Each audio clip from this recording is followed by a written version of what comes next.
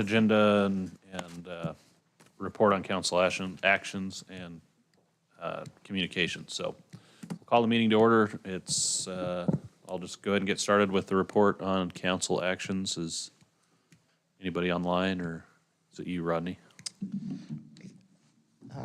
Any council people online? Mr. Chair and Commission, I think I'm going to be doing these from now on. Okay. Mr. Haverfield has kind of stepped down from his role as the liaison to the commission. He felt like he was having conflicts with that, and so they haven't appointed a new council member to fill that role.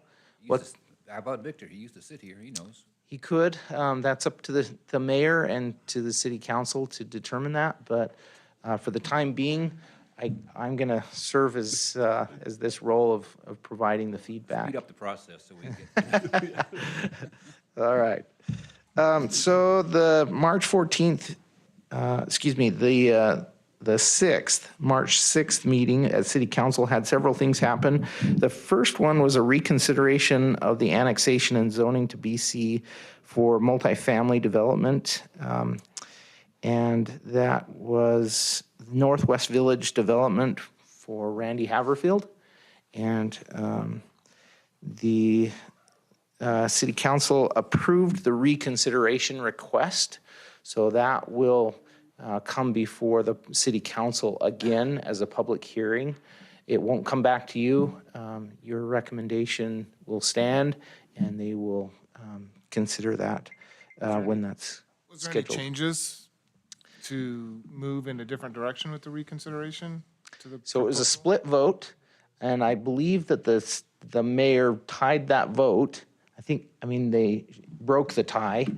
I think that's how it went, if I remember correctly. So I can't really say one way or another because it was so split. So we will see. They were denied by City Council, and then now they are being reconsidered. So all we What was have the to basis base for- that on is their letter of intent. And they highlighted a lot of transportation-related improvements and the timing of their project not essentially being developed until the improvements on Karcher Road would be complete by ITD. So those are the basis of the reconsideration request. So we'll Well, it see. must not have been a full council then who voted, because Randy wouldn't have voted, but Correct. for the mayor to, yeah, okay. Yep, that's exactly right. Probably what happened. So the next one was an annexation and zoning to RD. This was for Centurion Engineers at 1121 Southside Boulevard. It was a pretty simple little project with 3 properties. If you remember this one's Christie's.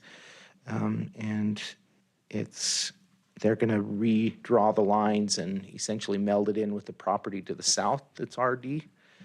And so that one was approved. And then the next one was 905 Midland Boulevard for Blake Wolf, 2-unit townhouses in 6 buildings. And that one was approved with some additional conditions, including having single story where it abuts to some of the other developments that are already there. And then also that they had to make sure that they had consistent fencing along the perimeter and additional parking from what they had originally proposed. The next one was a vacation of a utility easement for Gardner Company, and that was at the Gateway Center. That was a pretty simple one, and that one was approved. The last one was a resolution was signed for the comprehensive plan and the 2 specific area plans that you considered, and that one, that resolution was signed.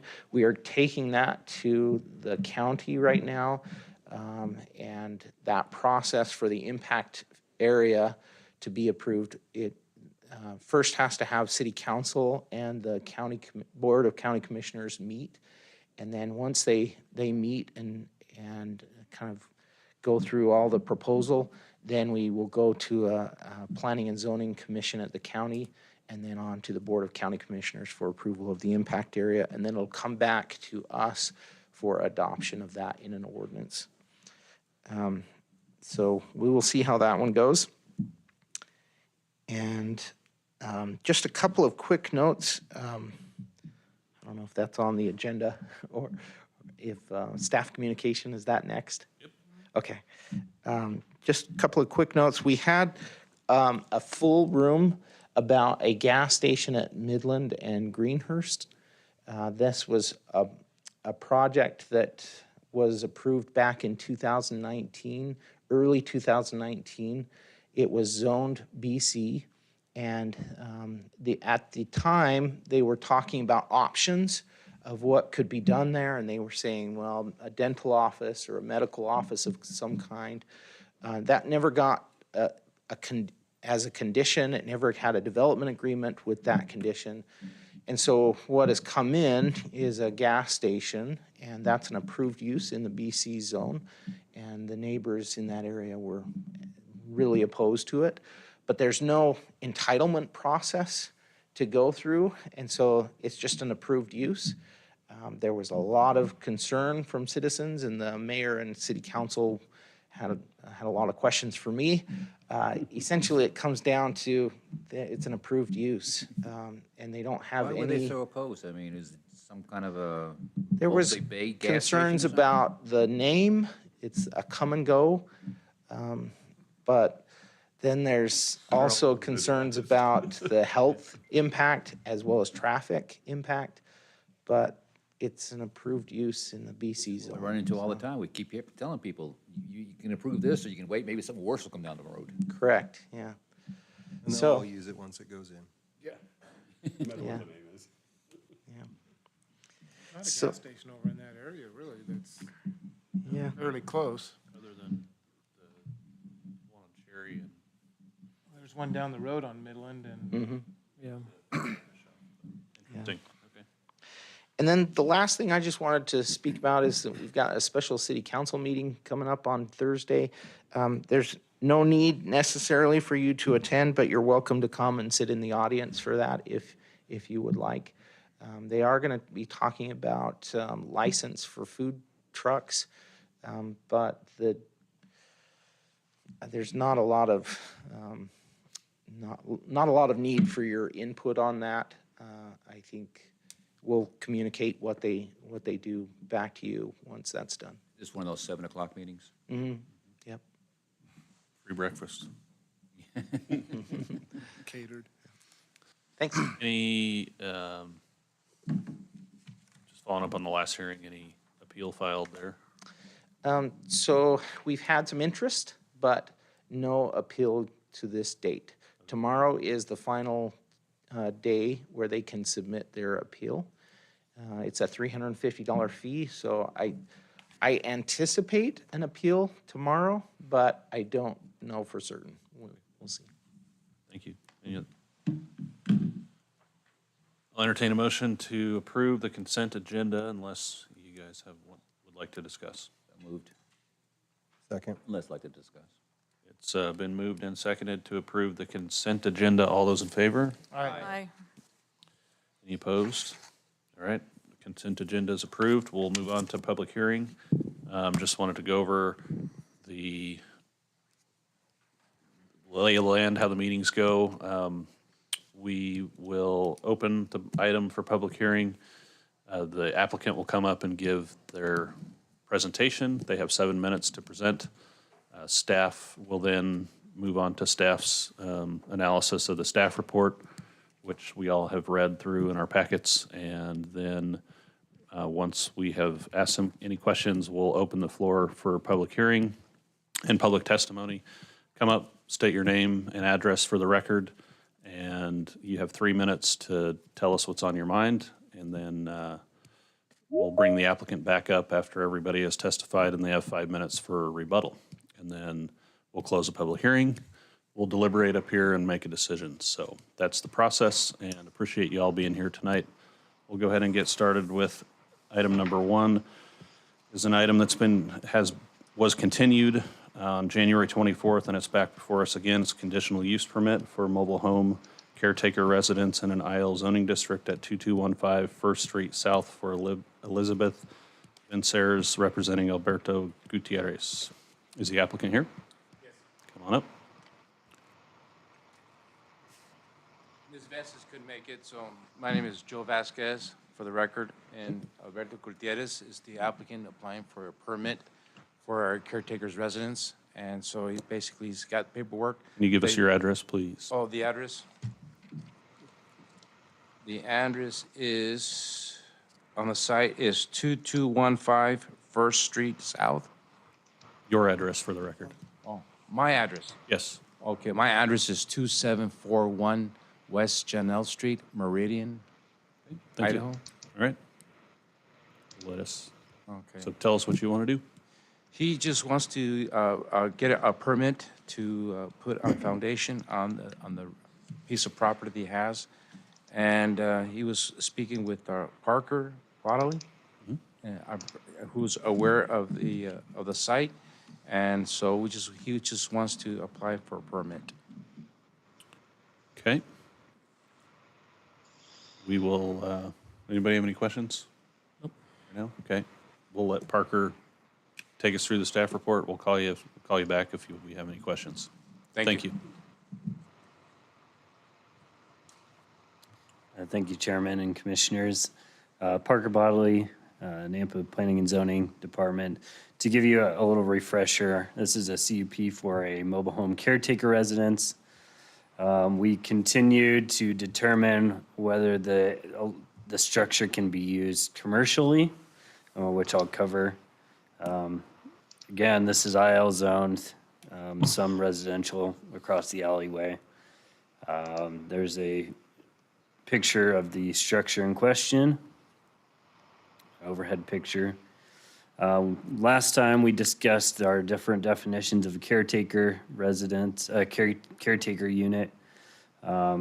Basically, it's a dwelling that's on a site to provide living quarters for a watchman, security guard.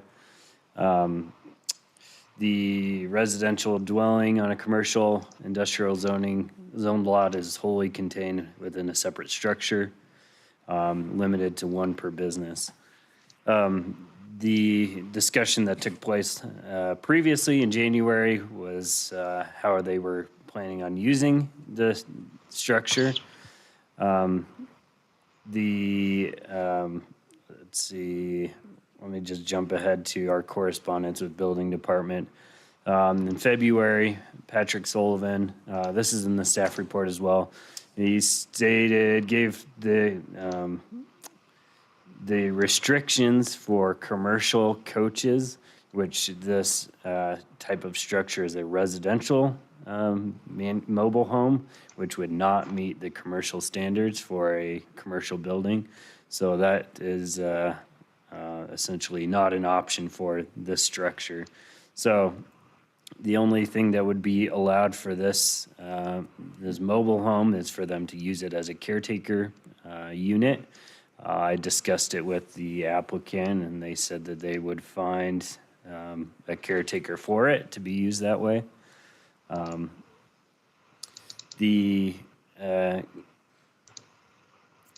Let's see,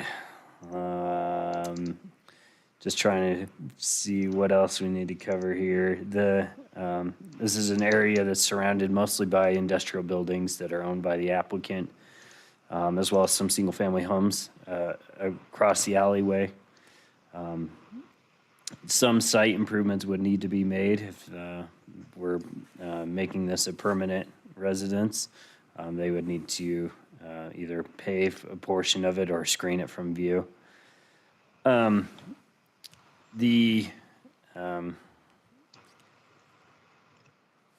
Let's see, the concerns were raised previously by their mayor's office about confirming or expanding residential uses on industrial zone properties. Currently, we do allow caretakers' residences. Whether that changes in the future may be in question, but currently this is an allowed use with a conditional use permit. So The conditions of approval remain the same from previous. They'll need to work with the building department on specific building permits, but there's a potential motion for you, and I'll stand for questions. Walker, is there anything in there that says how often the caretaker has to be there? Is it like every single night, 365 days a year, or? Seems like a loophole. No, there's not. It just needs to provide living quarters for a watchman. That's, Well, if the watchman comes by on the first of every month, that would qualify? yeah, not at all. I mean, it doesn't give specifics in our definition, so. How would we look at it? I mean, obviously, this is not what it was intended for them to have it as. That's not what they wanted. Right. So how do we know that they're not going to go back and do what they wanted in the beginning and we just wasted all this time? I don't think we do, but the opportunity is there, and, I mean, it's a loophole, it's the city's fault that it's there, and they're taking advantage of it. And there's no. So because there's no cop on the street corner when the light turns red and you go through, it's okay because, They're following whatever the city, The laws, it's written. yeah, has provided. Let's wait to deliberate till we're through the hearing process. Is there any, If you look at the definition, providing living quarters, and it's a dwelling unit, so it's assuming that somebody lives there.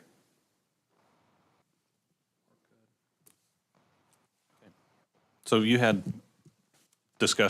extensive discussions with the applicant, and they understand what they need to do to get the building usable, Correct, okay, and the property usable, correct. with the improvements, screening, paving, that kind of stuff. Yep. Okay. All right.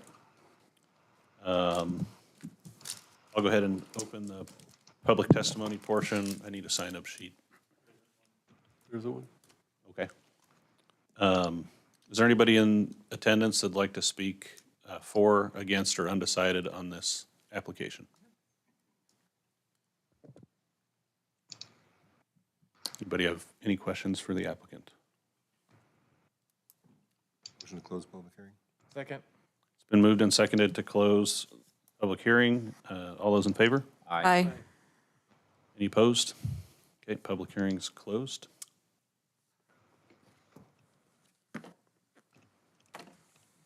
I think last time they were here, we advised them to go back and work with staff and come up with the best solution, and I think they've done that. And we got to take them by their word, and I don't see any problem with it.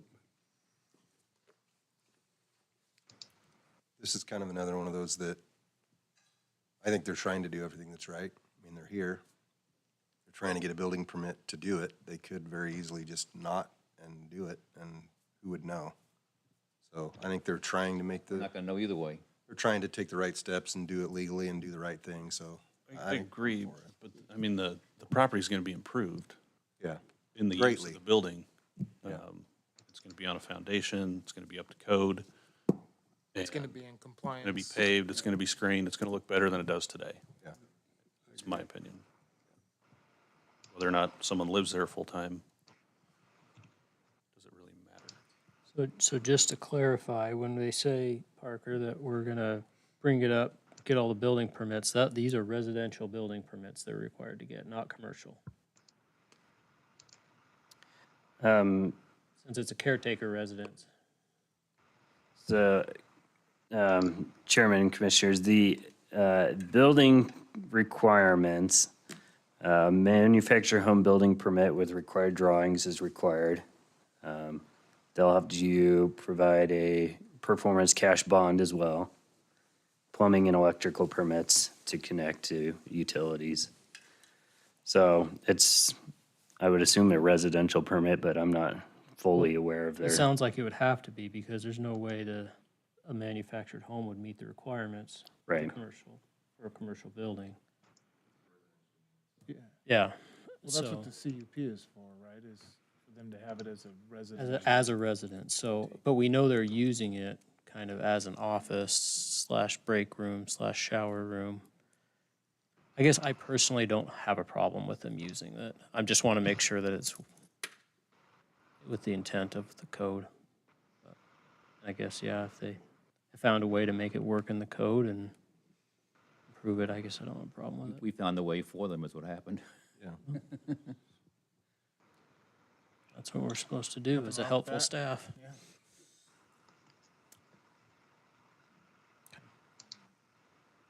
I'll move to approve the conditional use permit for a mobile home caretaker residence in an IL zoning district at 2215 First Street South for Elizabeth Vinceres representing Alberto Gutierrez with the recommended conditions and adopt the proposed findings for approval list in the staff report. It's been moved and seconded to approve the conditional use permit. All those in favor? Aye. Any opposed? Motion carries. For the applicant, this CUP will become effective 15 calendar days from the date of this hearing unless an appeal has been filed with the Planning and Zoning Department with the appropriate fee. No action should be taken on the CUP until the appeal period has concluded, and the applicant must confirm with Planning and Zoning staff there have been no appeals. Okay? All right, thank you. Item number 2 is an annexation and zoning to RS 8.5 for Kent Brown representing Heartland Townhomes Property Management. They've requested a continuance to March 28th, 2023. It's not here or online, is he? Okay. So we need to have a motion to continue and have a vote, correct? Okay. I guess the hearing for this item is open. I will entertain a motion to continue to March 28th. So moved. Second? It's been moved and seconded to continue this item to March 28th, 2023. All those in favor? Aye. Any opposed? All right, that item's continued. Move right along to public hearing number 3, an annexation and zoning to GB1 zoning district and potential development agreement for a 16.71 acre portion of 15918 Star Road for Barron Properties, Shannon Eli, representing BPS Nampa MC LLC. Is the applicant here? Hello. Yeah, hi there. My name's Matthew Riggs, 529 West Fordham Drive in Eagle is my address. Really quick, I think Ryan's going to give our presentation. Just wanted to give you the 30 seconds on who Barron Properties is. We're new to Nampa. Our company is headquartered in Denver. We're really an industrial and residential developer and investor. Have been doing it since the early 80s. Family-owned business. We've bought or built more than 200 projects in our history, pushing more than 40 years. Been in the Treasure Valley about 5 years now. Own a couple projects, have built a couple projects, and are under construction on 4 more. So we're growing up here pretty quickly, and this is our first one in Nampa. Been looking in Nampa for several years and found this parcel, and we're really excited about it. I think last thing I'll say kind of to this product type we're proposing, we have about 150 current businesses in our portfolio that are, kind of targeted here. We're 100%, owner managed, so we oversee everything ourselves, and we tend to be on the longer hold side of things. When we build, we tend to want to build for the long term. So maybe, Ryan, I'll let you jump in. Thanks, Matt. I'm going to go rather quickly on this because I see that clock ticking down. Ryan Cutler, Planning Director for Horrocks. My address is 2775 Navigator Drive. I appreciate us giving us the opportunity to be here tonight.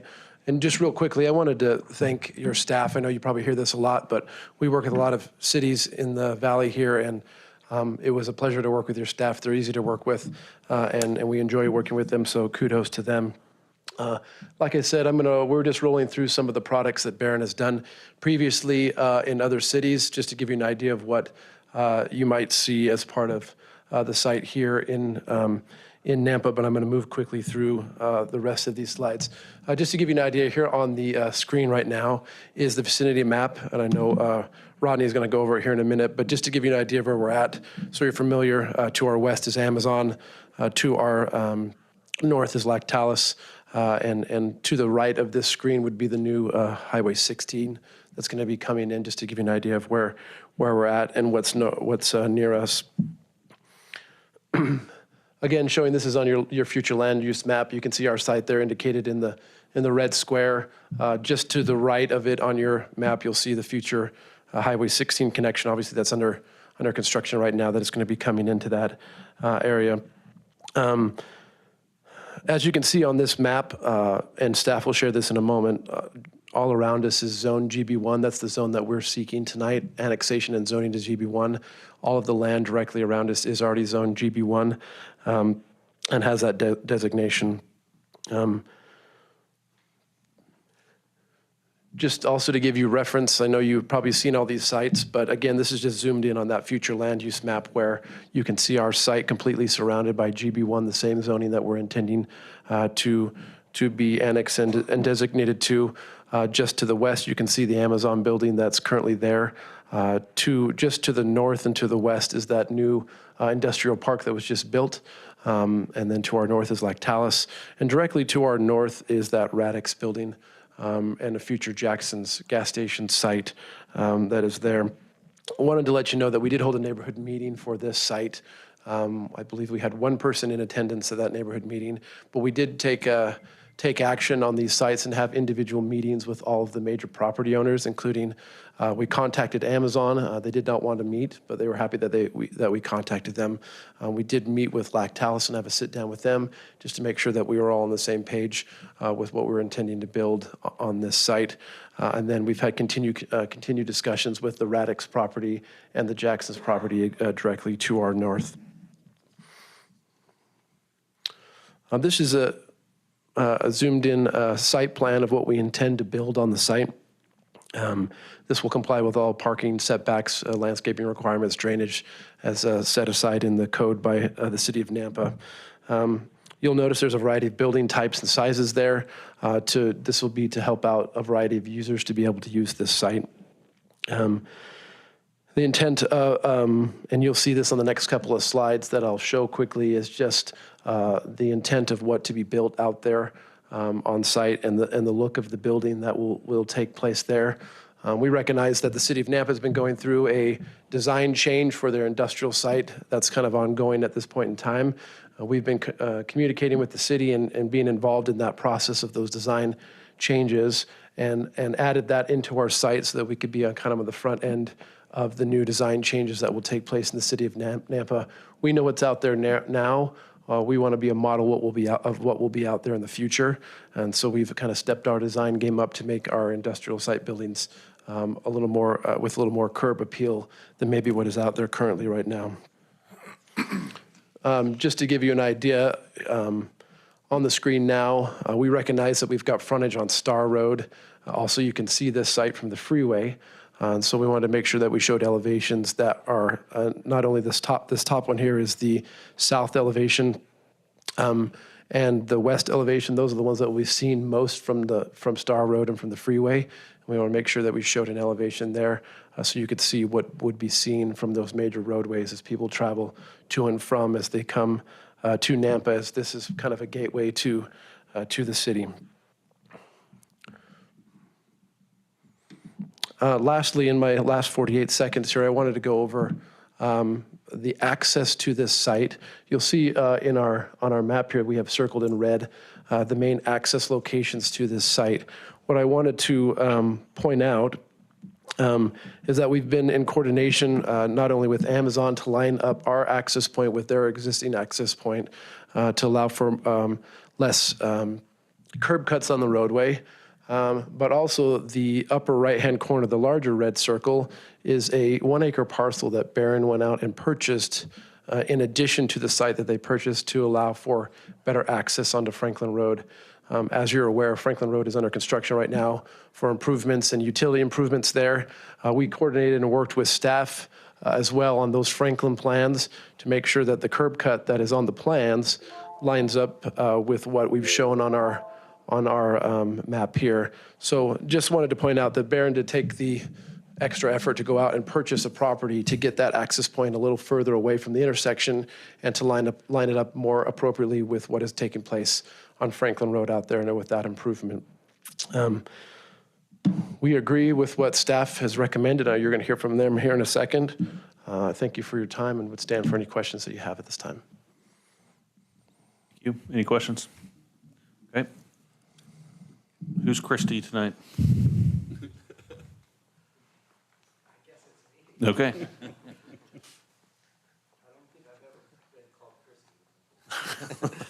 First time for everything, Rod. It's what it says on the paper. Oh, really? You can only read what's on the paper. Mine says Rodney. It does? Yeah, mine did. Mine does too, but. Oh, I'm on 2. Rodney, you're up. I go throw my glasses. Apologies will be forthcoming, Rodney.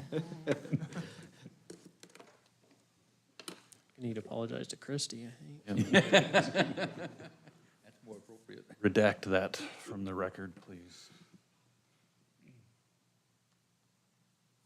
Maybe we should get Christie. She knows what she's talking about. Yeah. Who's gonna Ouch. figure out the computers with her gone? All right.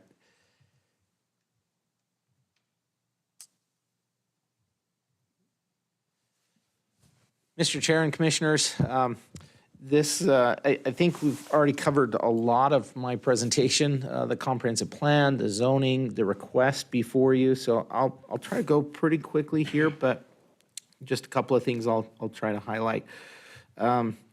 Here are the staff recommendations based on looking at the comprehensive plan and the zoning code. I feel it has a lot of merit. It meets the comprehensive plan and the required conditions of the zoning code. There are a couple of criteria that you have a little bit of flexibility, and I've highlighted those in purple there. The criteria for annexation, number 3, is it reasonably necessary to assure the orderly development of the city? And again, you have some flexibility there to decide that. And then in zoning, the proposed amendment is or would be in the interest of the public and reasonably necessary. Again, a lot of flexibility there, subjective, but the rest of them I felt like were pretty straightforward and reasonable. So the comprehensive plan, as you can see, is commercial in that area. The zoning is GB1 all around, as you've heard already. There are utilities to the property out in Star Road or Robinson Road, I think it is, at this point. And here's their site plan. You've already seen this, so I'll jump forward with that. Here's their elevations. They also submitted this analysis of their glazing, which was pretty significant. The 10% on the south side, and then I think it's 26% of glazing on the west side of the building, and which is significantly more than what we would require with our industrial standards. This is a commercial zone, though, and it still exceeds the commercial requirements for glazing. And so I thought that was significant, and it would meet, based on this, as far as I can see, it would meet our new industrial design requirements, but it also would meet our commercial design review requirements. So all of these applicable regulations are in your staff report. I'm not going to cover all of this. You know, these are the criteria you have to use to approve or deny this. Again, these are the standards, the bulk requirements. Those are all in your packet. The berming requirements, this was recently, I think it was last year, we put these back into code for berming in the GB1 zone, so they'll be required to put that berm in. And the design review, they'll have to go through design review to get this built. We've had some correspondence, pretty standard statements from the building department. Compass, our metropolitan planning organization in the area, had several comments. They analyzed these in those criteria: the safety, economic vitality, convenience, and quality of life. And they had two areas of concern for this, which is, it's interesting, it's analyzed based on the existing conditions of the area. It's not analyzed on what the property will provide. So I want to make that very clear.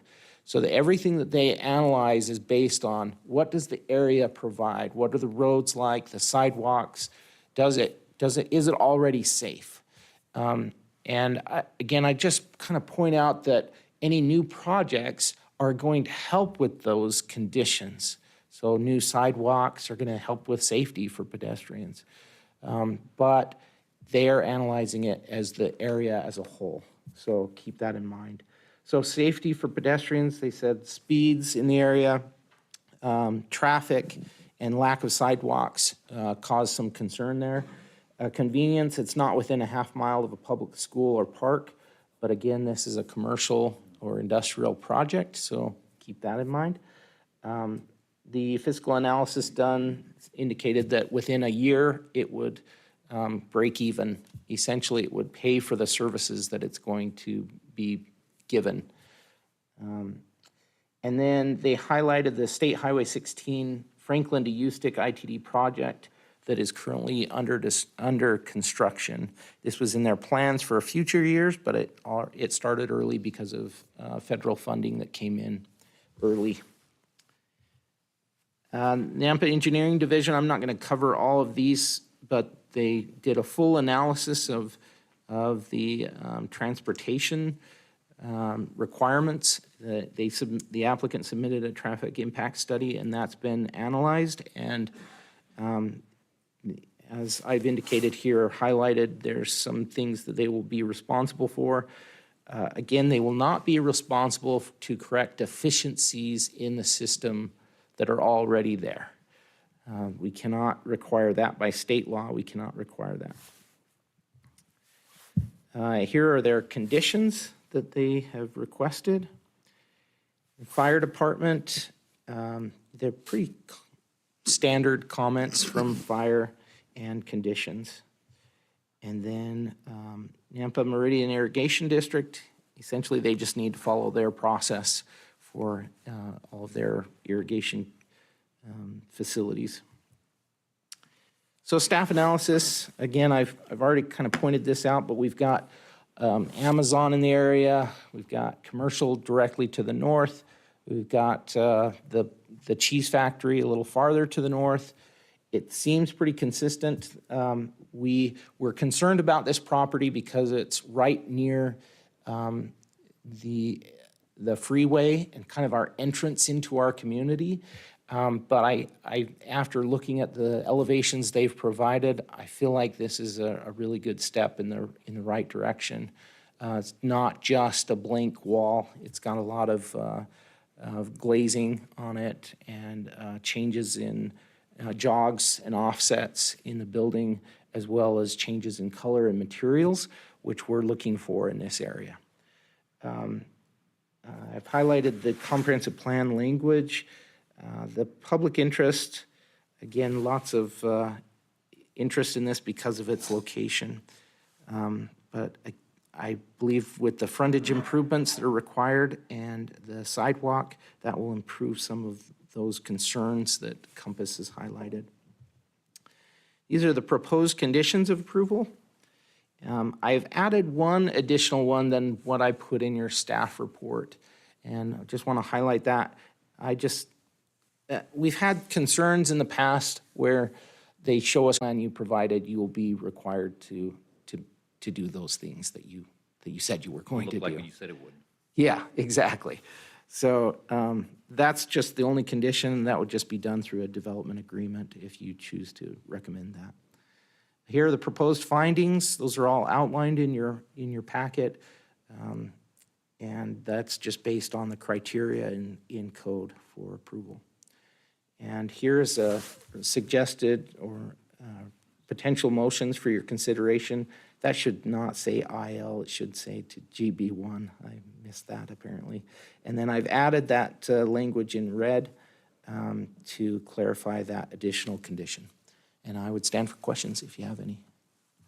A question, so if they have, when they pull the building permit and they are building a shell building and they don't know what the use is gonna be, once the TI permit's pulled, and if it's a warehouse, distributor, wholesaler, Right? whatever, they're gonna have to come back for a conditional use permit just for that space, is that correct? You nailed it, yes. Okay. Yeah, it's hard to judge what's going to happen in these buildings, but they will be required to follow the city code for the GB1 zone So that, in the land uses. that'll have to be done before any building permits are issued. That's correct, or even a certificate of occupancy. That process is what, 3 months? It depends on their workload. Are you talking about the building permit process? CUP, Oh, CUP is, yeah, about 3 months, yeah. all right. Any other questions? Yeah, I do, but I think I'll wait until after a public hearing. Okay. Go ahead and open public testimony for this item. We have a-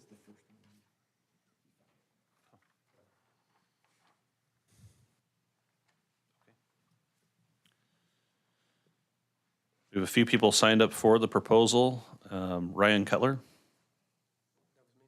Perfect. Matthew Riggs. Good job. Greg, Hector. Would you like to speak? No. Okay, got you on the record as for the proposal. Ryan Sexton. Yeah, you don't want to speak? Okay, for the proposal. Kendi Moosman. Moosman, all right. Got you as for the proposal. Nobody else has signed up. Anybody you want to speak against or undecided on this proposal? Or if you want to say something for it, you still can. Or you can change your mind if you want. Yep. All right. I'll entertain a motion to close the public hearing unless Jeff, yeah, questions? Yeah, for staff, and I'm in, we have public hearings still open, so this area, yeah, thank you. I couldn't remember what you looked like, Rodney.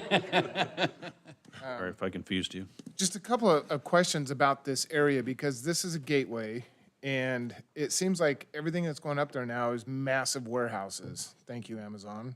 Or maybe it started with Walmart, because Walmart looks like a warehouse out there. But it's just car lots and warehouses, it seems like. And now with Highway 16 going in there, I know the comprehensive map, and this fits squarely within the plan, but is this really what Nampa, do you know, envisioned for this major gateway is a ton of warehouses? Because you go down the road to 10 Mile and these shiny new office buildings, and I'm not saying those are better than that or vice versa. I'm just wondering, the comprehensive plan hasn't changed much, but has the vision for this area changed? The intent, the intent of the use? Mr. Chair and Commissioner Kirkman, that's a great question. I think we got to keep in mind that we just completed a State Highway 16 specific area plan where we identified land uses and specific type design elements that we'd like to see. But this is just outside of that State Highway 16 corridor plan. And so it's not held to the same standards, I guess you could say. But everything basically to the east is going to have those kinds of treatments and specific design elements that they're going to have to comply with. So it's just outside of that boundary, and it complies with our code. It goes beyond the requirements that are currently in place. And so I don't feel like, as staff, I can tell people to go more than that. And I definitely, and I apologize if you felt like I kind of put you Oh, in I that didn't. position. I didn't mean that at all. And I appreciate the applicants, having that design, going above and beyond really with the design and the glazing and all that, because they know where it's sitting. Could you move it over in front of Amazon though, and just kind of block that gray solid wall there? Pretty wall. But yeah, I was just wondering, because I've seen the changes out there, the proposed, an amusement park at one time, and bunches of hotels and commercial and all that kind of stuff kind of change, and now it looks like we're just getting a ton of massive warehouses. Needed, I'm not saying we don't need them, but as a gateway, Yeah, I think, I know we can deliberate after we close, but I just say that these aren't massive warehouses. They look big on paper, but they're going to serve a different client base. Our market is expanding from an industrial standpoint. These aren't industrial buildings, they're more flex. And tenants are getting much larger that are coming to the market, and they're leasing those 100 to 200,000 square foot buildings, and this is going to fill a void where they can take a 10 to 15,000 foot user, and because it's really hard to put that user into a bowling alley type space in a deep building with 30-foot ceilings. So yeah, and I don't disagree with you, and I am for this project, don't get me wrong, I am for this project. My question was just, has the vision changed a little bit? Because, I mean, to the untrained eye, these are huge warehouses. I understand the purpose and the use and the need and all that, and I'm in favor of this project too, but I don't think we've closed public hearings. I'll make a motion to close public hearing. Second. it's been moved and seconded to close the public hearing. All those in favor? Aye. Any opposed? Public hearing's closed. So Jeff, what you're saying is you would prefer to have seen some, An amusement park. An amusement park.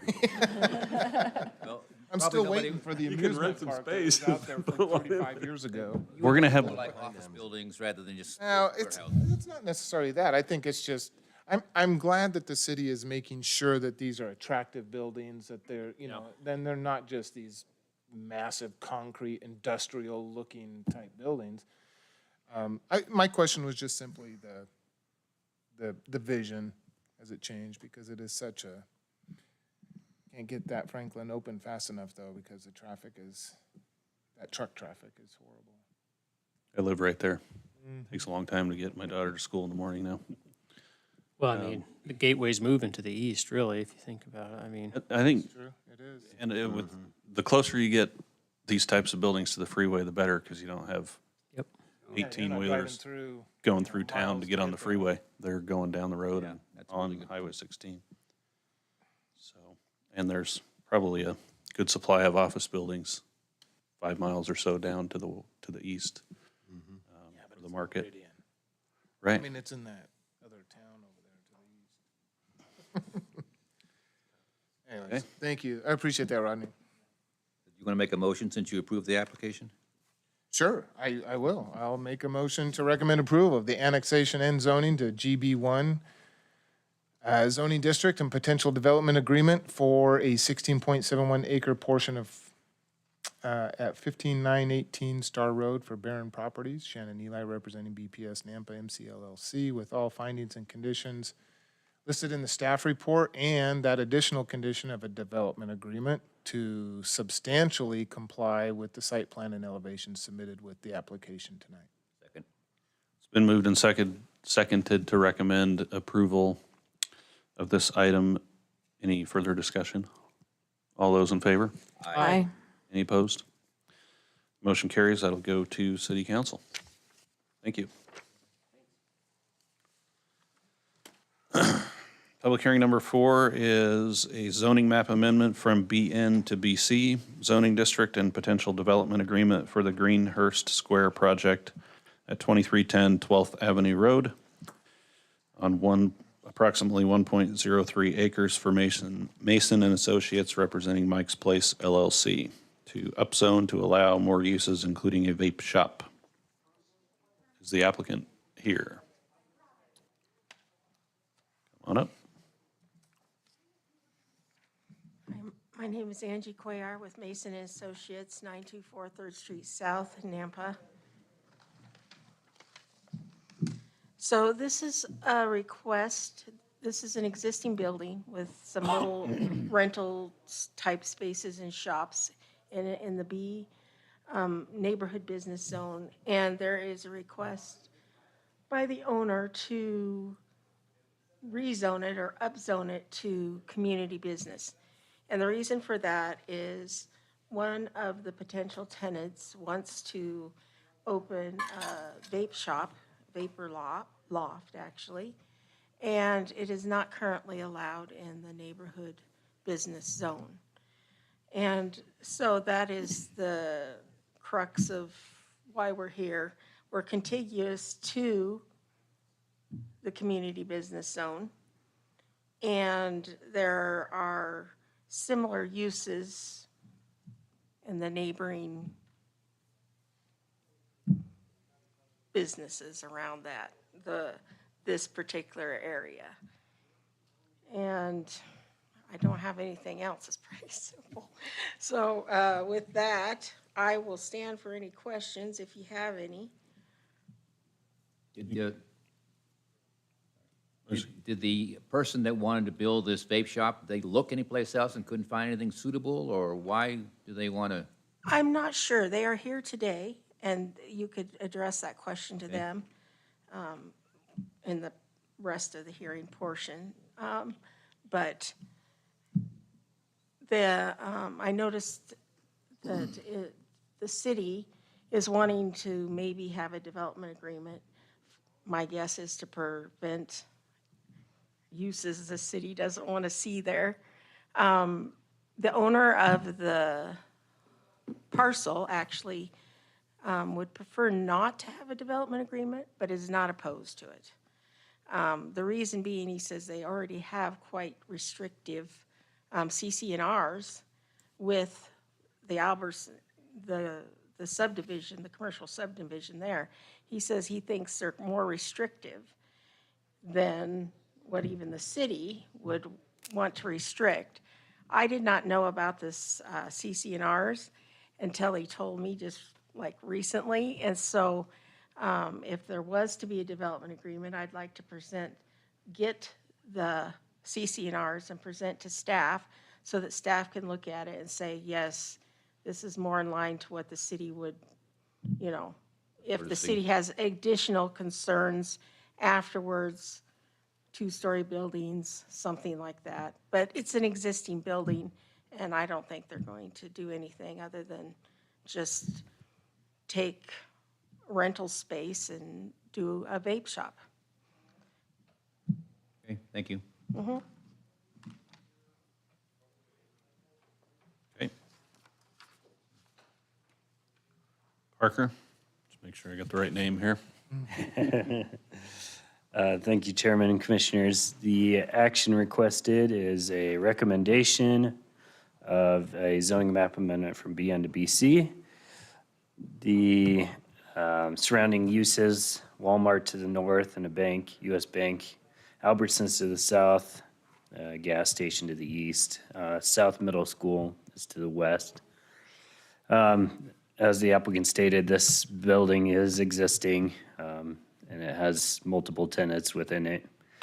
History-wise, this was zoned in 1977 as part of a PUD. So this portion was about 10 acres zoned BN, 34 acres zoned as RML, and then 36 acres as RS 8.5. The area has largely remained unchanged since that time. As far as what was in the PUD, I didn't see anything regarding a restriction of uses. So I'm not sure what restrictions beyond what our zoning restriction states as allowed uses. The staff recommendation, the BC zoning is consistent with the comprehensive plan, future land use map. The conclusion about whether it provides a proposed use or set of uses that would be compatible with the adjoining properties, that there's a lot of liberty for you to determine whether the allowed uses in BC are compatible. As well as item C, the compatibility, again, that gives you some liberty. The BC zone, again, meets the comp plan, would not create a spot zone. Based on analysis, staff didn't make a recommendation because there's so much subjectivity here in regards to whether the proposed uses and permitted use in BC are compatible with the surrounding area. So we're leaving it up to you to decide if that's compatible or not. The regulations, so I added the descriptions of the specific zones here. So a BN neighborhood district is intended to create, preserve, and enhance areas of retail establishments, serving frequently recurring needs in convenient locations, typically appropriate to small shopping clusters or shopping centers within residential neighborhoods. Whereas the BC zone is established to allow for consistent development of areas surrounding community gateways or entryways, designed to ensure that uses developing in the areas are compatible in nature and appearance and encouraged to feature high standards of architecture and site planning. And then the sets of uses. So here's an aerial view. Allowed uses, these are in the staff report. We can refer back to this as well. So the one on the left side is the BN uses. One on the right is the BC. The green are the permitted uses, yellow are CUP. And then continuing on with the BC land uses. So there's substantially more permitted land uses in the BC zone than there are BN. Again, we can refer back to that if there's questions. The correspondents need to comply with Title IV. They need to there's a easement for the Wilson Drain. This building's already constructed, so that doesn't necessarily apply unless there's redevelopment. There's 2 conditions listed from the engineering department, and those are in the recommended conditions. There are a variety of commercial uses around, restaurants, fuel stations, salons, grocery stores, other retail shops. There's also a number of residences and South Middle School across the road. It's been zoned BN since 1977. Again, it's requested to be rezoned for the applicant, which is the vape shop. But looking beyond the vape shop, there's a plethora of other allowed uses in BC as well. So while the vape shop is the one proposing this, they may come and go. So just keep that in mind as well. Should it redevelop, they would have to do design review. The dimensional standards are essentially the same, aside from the building height. In BN, they're restricted to 30 feet. Both zones require landscaping adjacent to residential. The comprehensive plan, this is designated as commercial. There's 2 different descriptions, one for neighborhood commercial and one for regional commercial. I highlighted a couple of statements from each. So in neighborhood commercial, this is associated with BN. Supports small-scale commercial uses within proximity of residential development.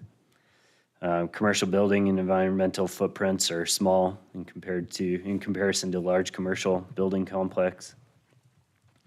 It could also be designated to act as a transitional buffer from more intense non-residential uses to high-density residential uses. And the BC zone, the regional commercial area provides city and regional with a wide range of goods and services, including, may include high-density residential, and districts should be relatively compacted, located along roadways and larger commercial districts. So hopefully that helps you make somewhat of a decision here. The recommended conditions are there. We're not requesting a development agreement. They would just have to follow the zoning code for each one, whichever they are designated as, and a potential motion, and I will stand for any questions. Parker, in the packet, we got a letter from the applicant mentioning a place called Big Smoke. Is Big Smoke a vape shop also? What is Big Smoke?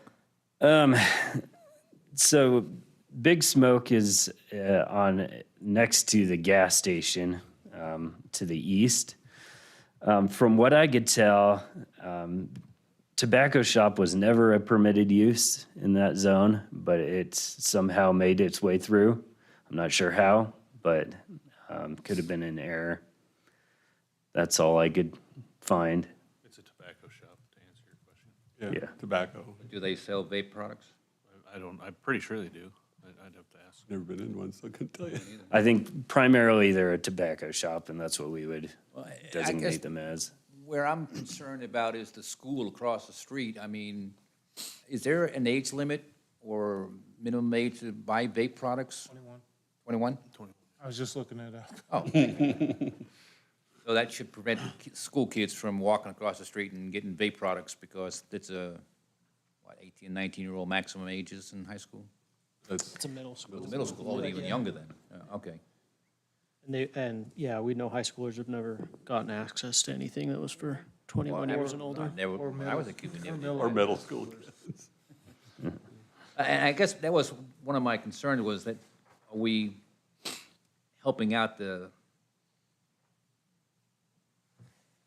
facilitation of products to kids that we don't want them to have? We can't outlaw it per se, per law, but anyway, my question's been answered. Thank you. Other questions? I had one for you, Parker. If we were to approve the change, being that building's already there, the landscaping's already there, would they be required to do anything new with the landscaping on the outside if it's, the zone changes? They only upon redevelopment. Okay. And I think I know the answer to this, Parker, but a CUP wouldn't, there's no CUP allowed for that use either, or if it were to stay in the same use. Is that right? The vape shop is a permitted use in BC. Right, but it's not a conditional use in B. No, it's just straight up not For permitted. BN, you couldn't even do a CUP. Prohibited.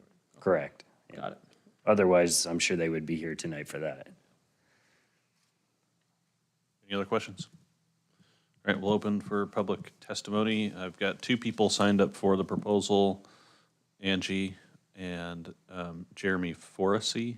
He said he can speak if needed. I'm assuming he's the owner of the vape shop. So if you'd like to ask questions, we can bring him up. Anybody? Questions? Nope. Nope, we're good? Anything you'd like to say, sir?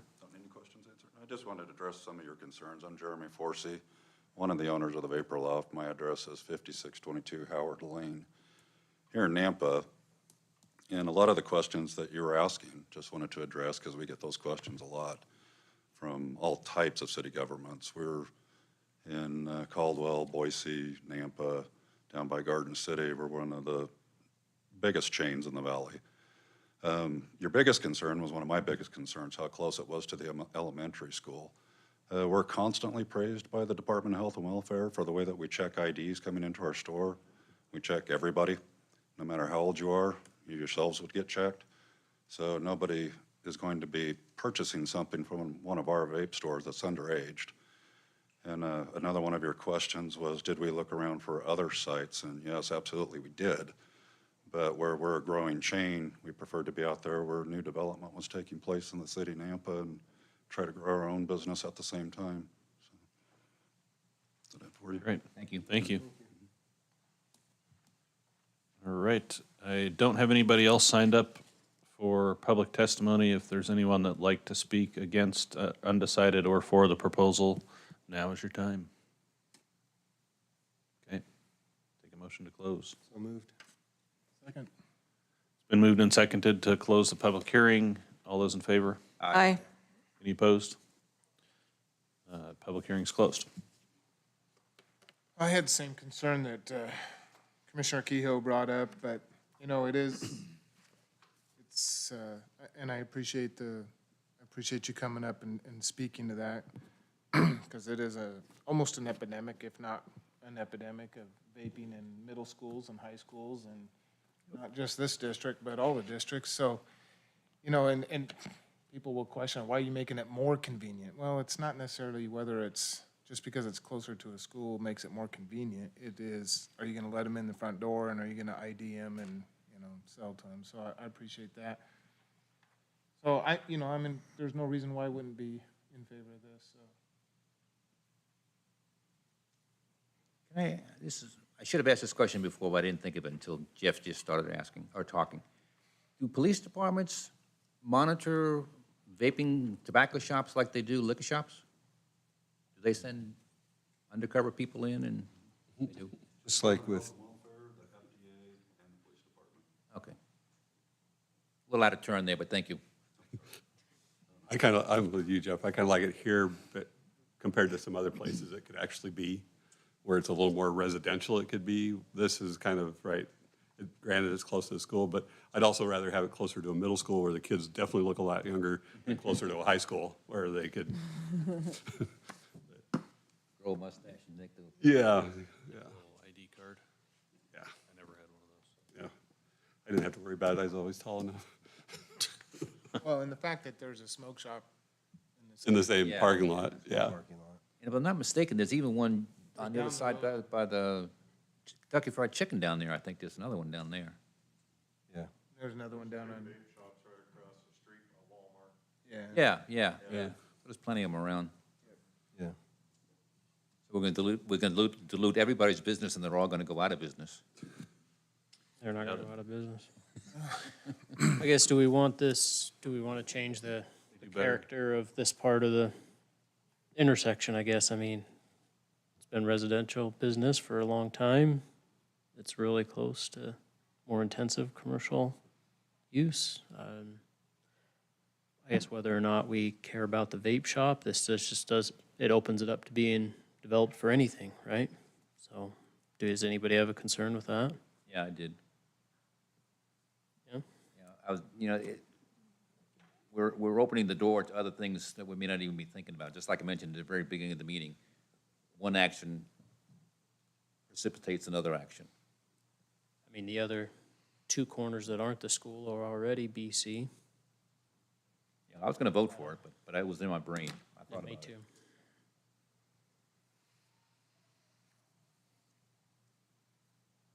I just don't think it's unreasonable Yeah. because of what's right there already. Yeah, so. yeah. I guess there's a BC and then a buffer of the BN and then the residential there. I think the only thing I would have a problem with is if, like, you can do petroleum storage in a BC zone. I'm just looking through the table. I don't think that, It's already that, there. There's a gas station right there in the parking lot. Yeah, it's right next door. They're already Yeah. storing petroleum products. There's a lot of uses you can, Mobile there's a lot home of things you're sales. entitled to, and Well, I guess we gotta look at this, the area too. It's not like it's it's not a big one enough quarter parcel. of that piece of property. It's just a little teeny corner they're talking about, so. It's not like they're gonna be able to do much, especially with the 1 drainage acre. ditch that's behind it anyway. Put a used car lot there. They could, I mean, with Yeah, with there's no BC. rule. so- Is it that whole building, or is it just one of the? Just one. Yeah, one door? No, One but, whole but building? no, if it's we, the whole building, Well, the whole building will 1 be acre. after we this, rezone yes. it to BC, then they could redevelop it to whatever they wanted in the future. Tear it down and put something else Well, in. right across the street there where the bank is used to be a gas station. Yep. Yeah. Boy, they ripped that out in 2 seconds. And if they redevelop, they're gonna have to bring it up to code too, so Yeah. I'm good. Yeah, me too. I don't think it's too expensive to do anything else, I think. But, enough time, profit pays off. Well, I'll go ahead and move to recommend approval of the zoning map amendment from BN to BC zoning district for the Greenhurst Square project at 2310 12th Avenue Road for Mason and Associates, representing Mike Place LLC, with all conditions listed, and find the project meets all conclusions of the law. I'll second. It's been moved and seconded to recommend approval of this item. All those in favor? Aye. Any opposed? Motion carries. That'll go to council. Yes. We do. Reasoning, we need some findings because staff didn't recommend any findings. We can bring those findings to you. I don't know if it's too late now. Just because No, of our I discussion. think we can base it off of their conversation that they had during that dialogue. So we'll do our best to put something together, and then we'll have you give formal findings. You know what we're like. You can read our minds. Okay. That one's going on to council. Thank you. Congratulations, guys. Item number 5 is an annexation and zoning to RS6 Must be her. She's the only one left. for 3.35 acre parcel at 2702 South Side for Buddhist Society of Idaho, annexation and development of a Buddhist monastery and grounds to be split as a separate parcel from existing residential. Come on up. Good evening, Mr. Chair, members of the commission. Stephanie Hopkins with KM Engineering, 5725 North Discovery Way in Boise. I'm here representing our client, the Buddhist Society of Idaho. On this property, they would like to rezone it to allow for the use, or to construct a monastery for their practice here and utilize the existing residents on the site for their monks. So this is the project location. It's roughly, I think, 3.35 acres. It's north of Ronald Reagan Elementary, which is where we held our neighborhood meeting. No one showed up, but got to hang out with the teachers for a little bit. That was fun. And then it's east of Southside Boulevard and approximately 1,300 feet south of Greenhurst, adjacent to several properties that are already in city limits and zoned RS6 as well as RS7.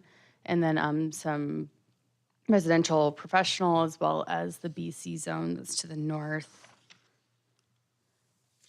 This is the concept site plan overall. So they're going to be developing really the western portion of the site and leaving the eastern portion undeveloped. There's a pretty large irrigation easement over there, and they only need to use this portion of the site.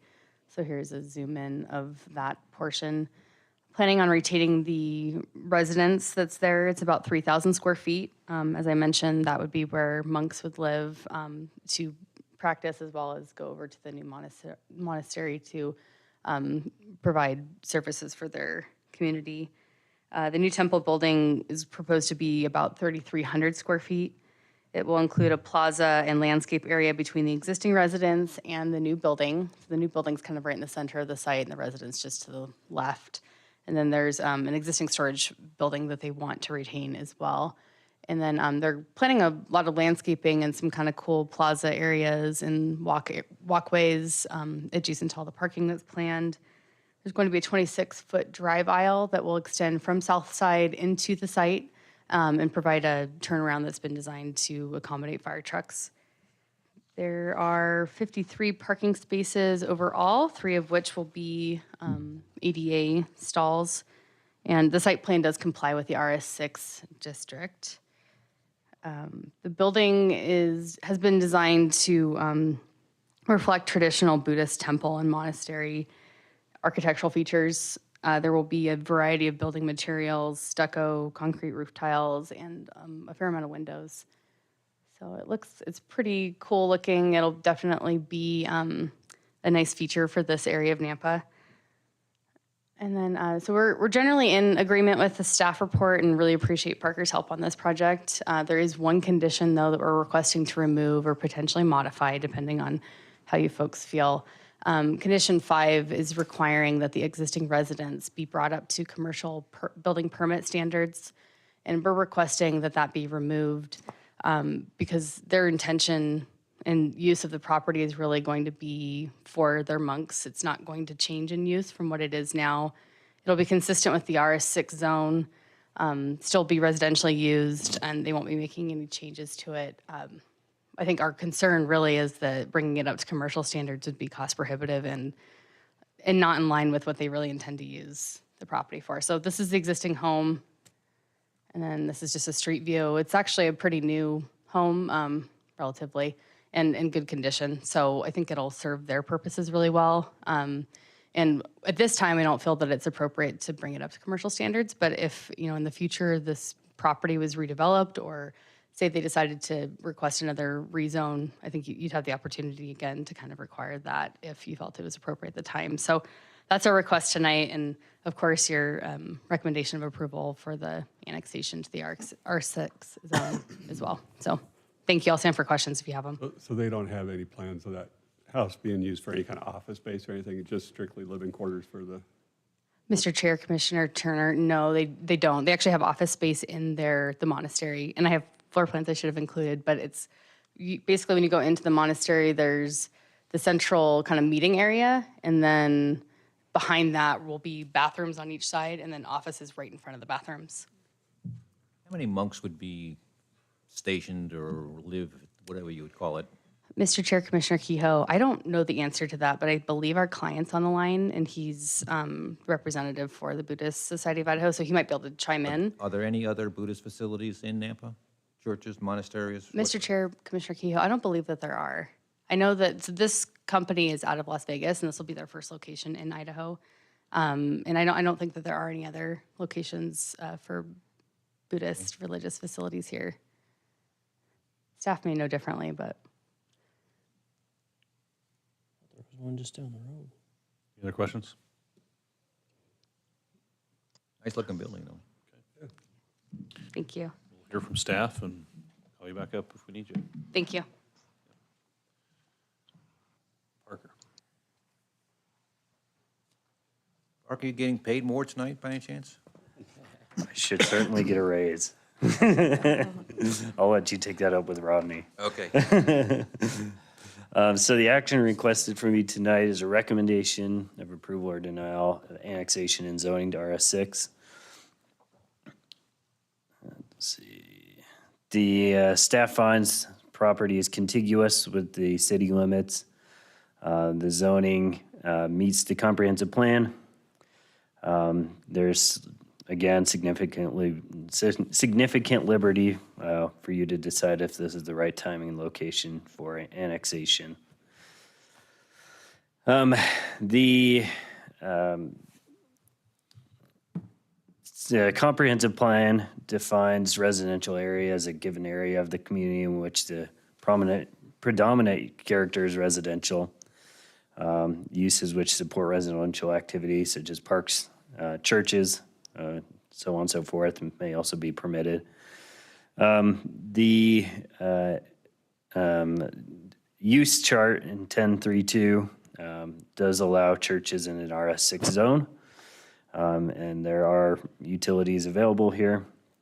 So staff finds that this meets the requirements for annexation, and the findings are in the report, should you choose to recommend approval.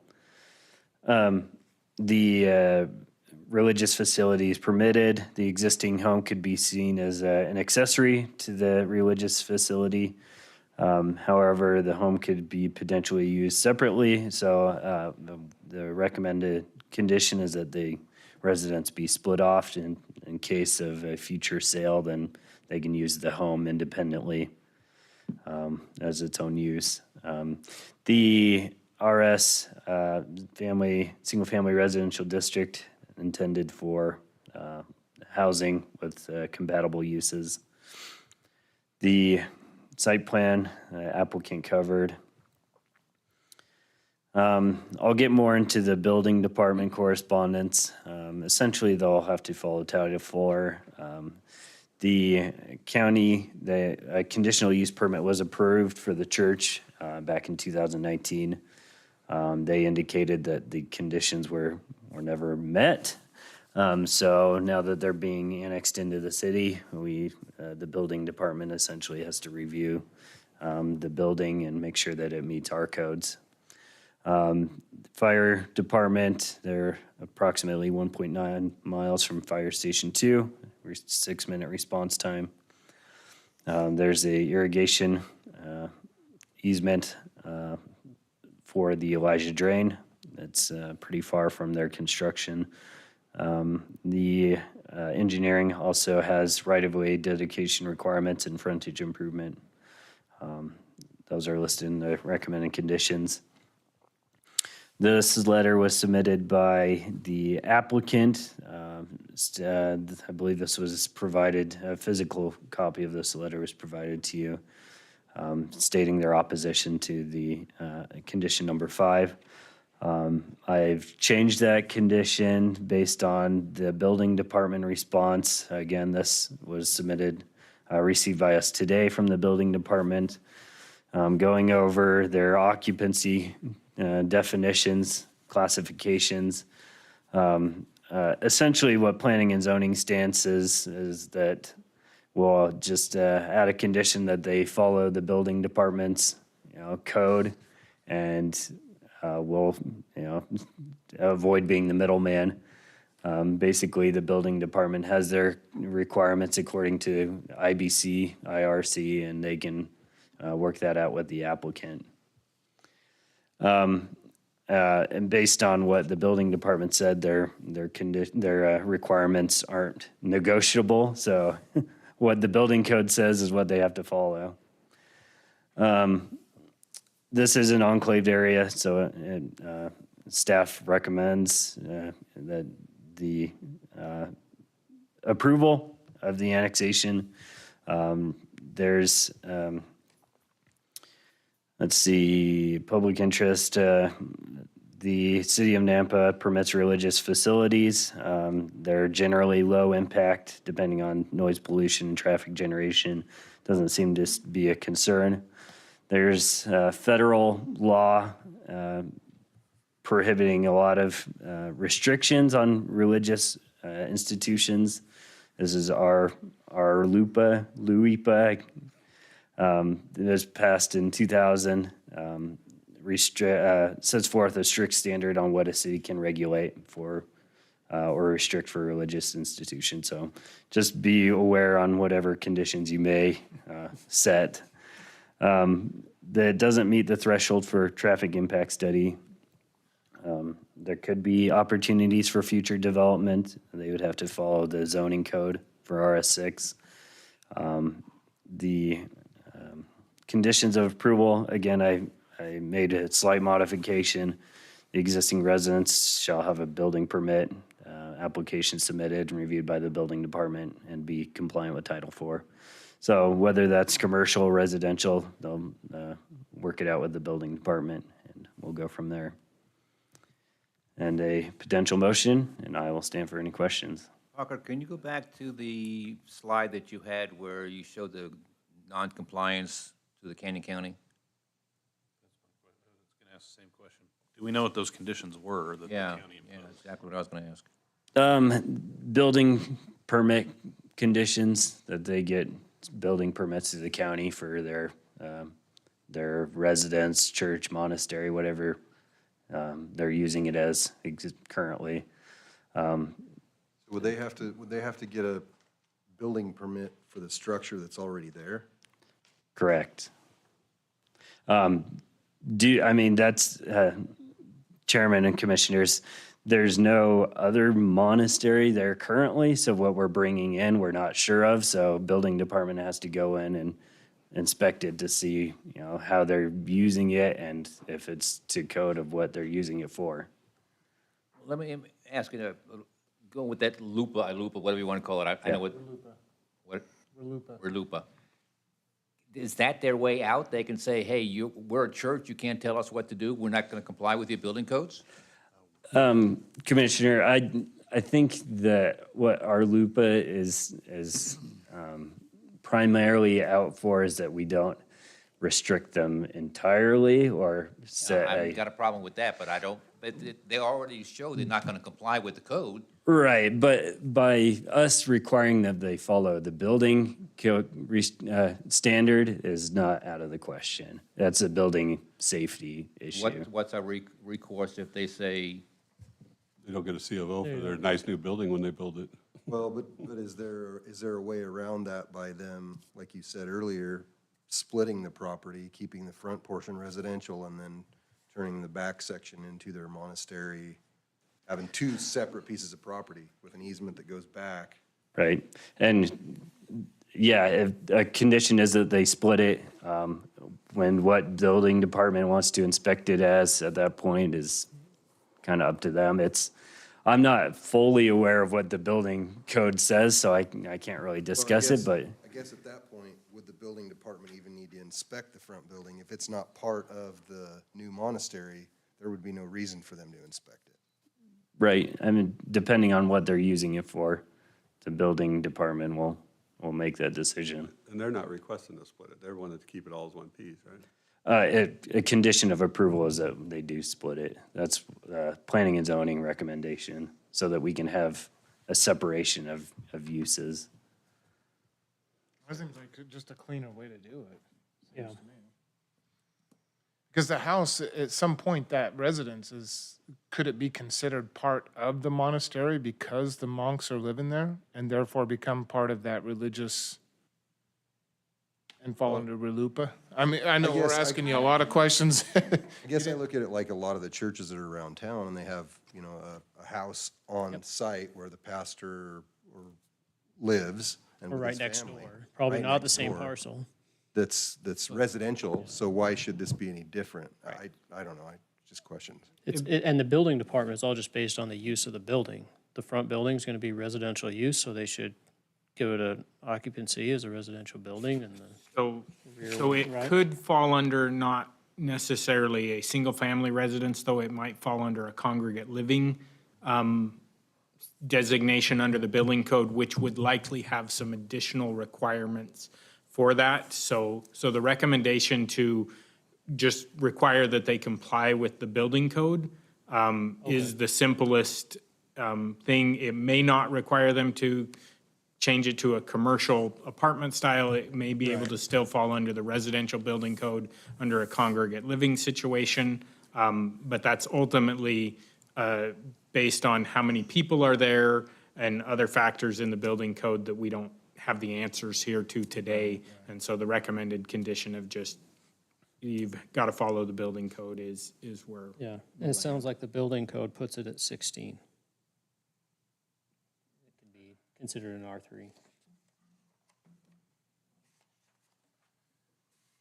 Any other questions for, If this was approved, could this residence, this home, this structure be considered a caretaker? Caretaker's home?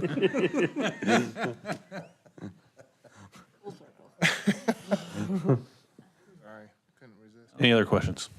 I don't think so. Any real questions? Can we bring her back up for a quick question? Public hearing? After, do we want to do public hearing? Yeah, I wanted to do All right. public hearing, then I just We'll- wanted to ask her. Open the floor for public testimony. There's nobody signed up, so, We have some people online. some people online. Anybody online wish to speak for, against, or undecided on this proposal? Okay.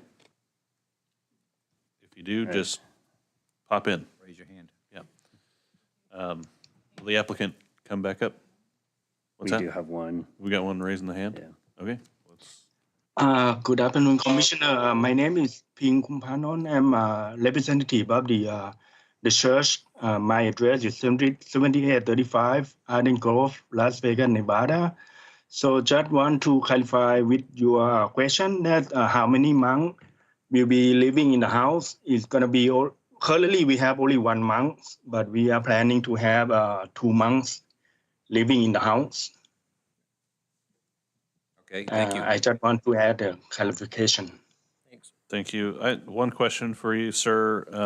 Yes, sir. What's the size of your congregation? Just curious. We don't have much people in Idaho. We just starting the temple, so I'm not so sure how many. I would say about 50 maybe people. Okay, cool. Thank you. Any other questions? Right. Would you like to come back up? Do you have any questions for the applicant? My biggest question was just, Come on up. are they opposed to splitting it like they're recommending, or?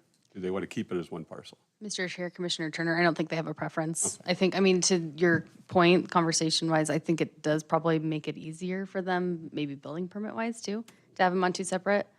But we'd be complying with the setbacks and everything regardless. I just wanted to ask. before Yeah, we no, I force don't think on you. it impacts their plans either way, so. But I think it is typical to have them on one lot too. I think that's part of the Lupa stuff that kind of allows them to kind of That's what I was wondering. bypass because- some of the stuff, but. And I mean, to speak to the condition that was the condition of approval that was never acted upon for Caney County, I have their staff report and it looks like it was really, I think they may have been trying to reuse the existing residence as the temple. And so their building department had said, and this is the way that the staff report reads to me, but I think that they'd required that they bring it up to commercial building standards because they were gonna have the public in that residence. So I think their plan has changed since. I didn't even know that they'd pursued that Maybe that's why they come into Nampa instead of in over there. 2019. Well, I think, It's where it is now. Yeah. And they've It had a is- sign up there for quite some time. but- Since 2019. so yeah, they pursued, I think, that conditional use back in 2019 for that use. And then maybe they decided it'd be better to go into Nampa to get services and everything and expand their temple. What the annexation. That makes more sense. And I appreciate staff's revision of that condition. I think that that meets what they would be willing to do on this perfectly, so we're amenable to that. Thank you. Well, and honestly, looking at RLUIPA, that is the least restrictive anyway, so I think the city's sitting in a good spot. All right, thank you. Thank you. Anybody else like to speak on this proposal? We'll take a motion to close. Moved. Been moved and seconded to close the public hearing for this item. All those in favor? Aye. Any opposed? Public hearing's closed. I sure like this plan better than What's there? subdivision. Yeah, 'cause it's right out where we live. And Nice and quiet. honestly, what better neighbors than a Buddhist monastery and a temple there? I think it's interesting. I think it's interesting, especially in this part of, not necessarily just Nampa, but in this part of Nampa. So I'm all for this. Oh, well, You're on a roll. Did sound like a motion. Well, I move to recommend approval of the annexation and zoning to RS6, which is single-family residential zoning district for a 3.35 acre parcel at 2702 Southside Boulevard for Buddhist Society of Idaho, with all conditions listed in the staff report, and to adopt the proposed findings of approval as stated in the staff representation, including the, just to make sure, the minor alteration that Mr. Bodley put in there. Second. Been moved and seconded to recommend approval of the annexation zoning to RS6 for the Buddhist Society of Idaho. All those in favor? Aye. Any opposed?